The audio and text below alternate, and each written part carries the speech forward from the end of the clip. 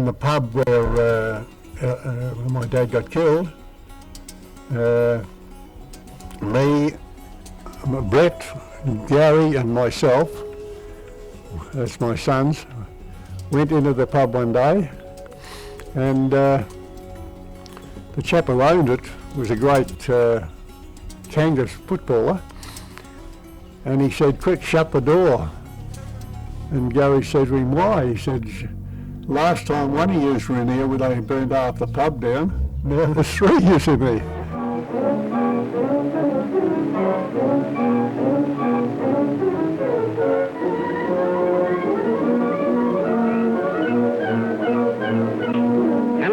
Artery of Kalgoorlie, and literally paved with gold ore, is watched over by the statue of Paddy Hannon, the veteran miner who discovered the richest gold field the world has known, and died a government pension. The wealthy mines of the Golden Mile have produced £100 million worth of gold.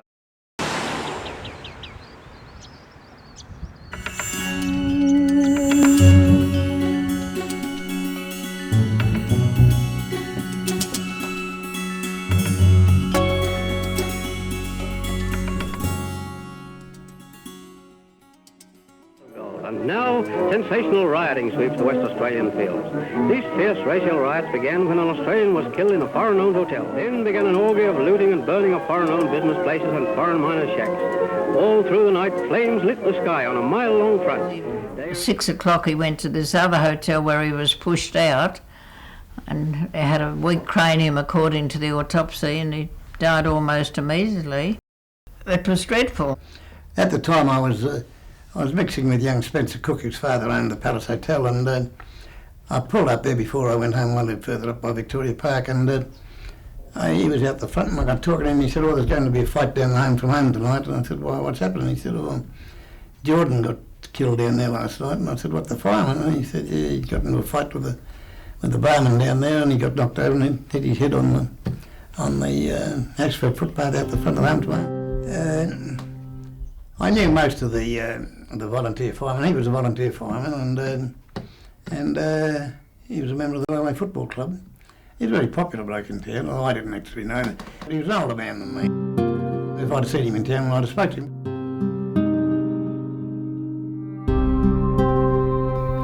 And I had a rough idea of who would be mixed up in the business that night. There'd only be a few from the Railway Football Club, and perhaps one or two from the Volunteer Fire Brigade, which was the South Kalgoorlie one, which is just up the road over here. But before long, the bar was invaded by just a batch of rabble who started to wreck the bar and started to light, and it got out of control. Most of those blokes would have left the place by then. It was a public holiday because it was Australia Day. He did invite Mataboni outside for a fight, there's no doubt about that. They used to fight in hotel bars in those times like they do now, and you certainly never got anybody down the footpath and kicked the bloody head like you do now. And but they would have gone outside to have the fight, there's no doubt about that. But I used to play golf with Laura after. The little baby was only 12 months old, that's the youngest one. And she had 2 more little children, a boy and a girl, Sylvia and I think Sylvia was the baby. And she said Ted had stayed home all day pottering around and doing jobs that he should have done. She cooked a roast dinner, she said, and he said, "I'll go and have my shower and I'll go across to the gala," which is over the road. If he got there at 6, he must have left home round about 5:30ish to go to the gala, have his drink and come home.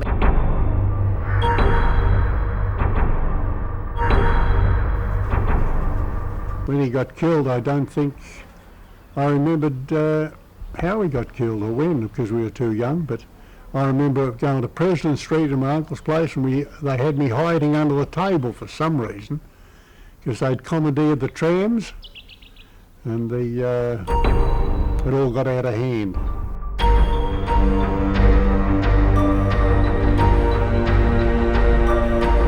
They were crooked on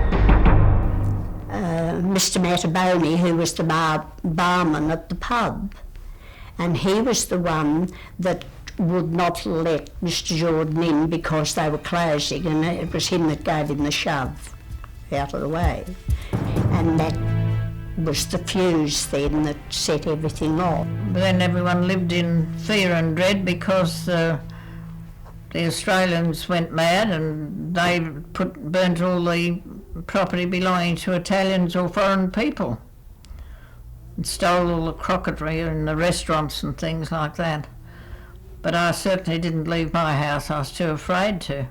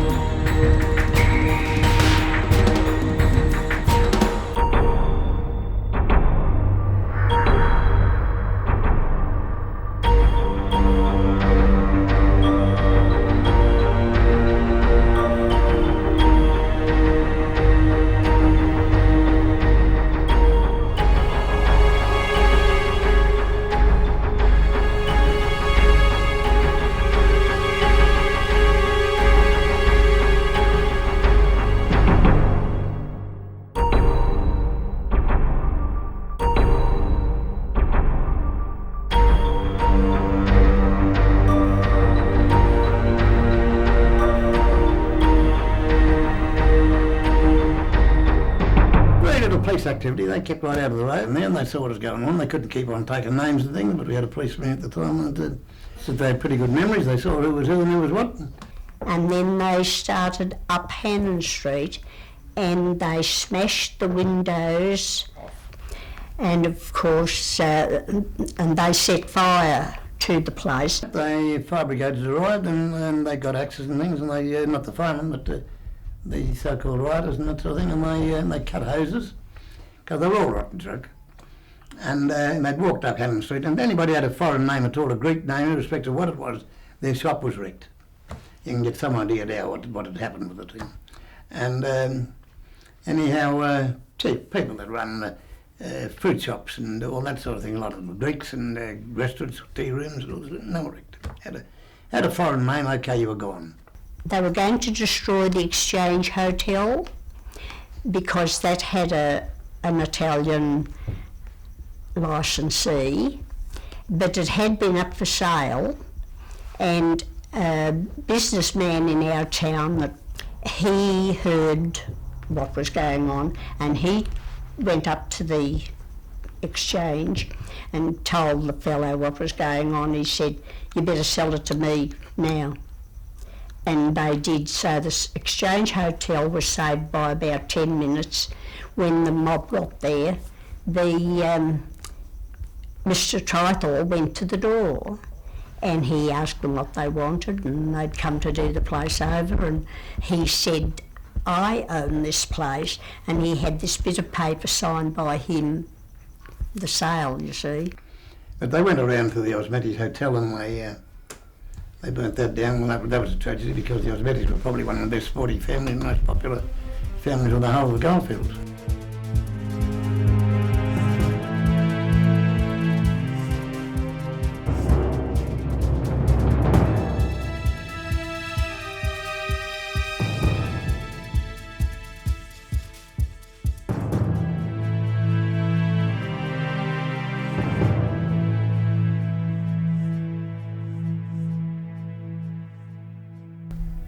Monday night was a bit of an horrific night, actually speaking, because that was when they took the fight to where the people were living. And of course, the poor things out there, they were absolutely terrified. And that's when they left town. They left by the mining dumps and the back of the Golden Mile and that sort of thing, and they went bush then, and they were very smartly located, and they were fed by police and volunteers from town and that sort of thing, took food out and that sort of thing until the whole thing settled in. Homes had to be found for these people that had been left homeless, mainly through the area up at Launceston, and they built on various blocks that the government made available down in Boulder, and they built homes down there.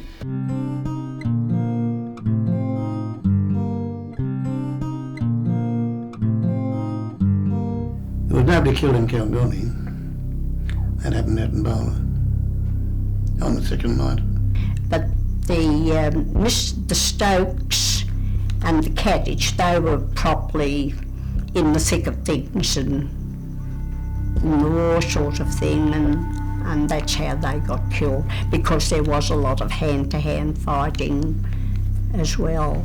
The sergeant at Boulder was Sergeant Maloney, and he got up on the back of a truck and he just pleaded with the people, because they all went there to destroy the Angel, and he pleaded with them that enough was enough and would they please go home, and a poor little Italian man scuttled out of the Angel, and they of course made a joke of him, but all the laughter then from this joking finished the riot, and everybody was so terribly ashamed of themselves. Well, you've got to realise a lot of these people that carried this riot on were only in their 15s, 16s, and some are damn sight younger than that too, and that came to light later on. Came back a few days after the riots were finished. Cannon Street was a wreck. Anybody who had a foreign name, whether they were Italian or whatever they were, their shops were wrecked. There was people that had no real interest, probably didn't know Mr. Jordan. They just wrecked the shops just to loot them. It was just, you know, hard to describe that many. There were that many shops owned by, you know, Greeks and Italians. It was terrible. Oh, Ted Jordan had a very, very big funeral, and I just can't remember now just exactly when that was held. But with Mr. Jordan's funeral, it was a real, suppose, to be a real fireman's funeral, and I think they even, you know, those carts they used to run and pull with the hoses.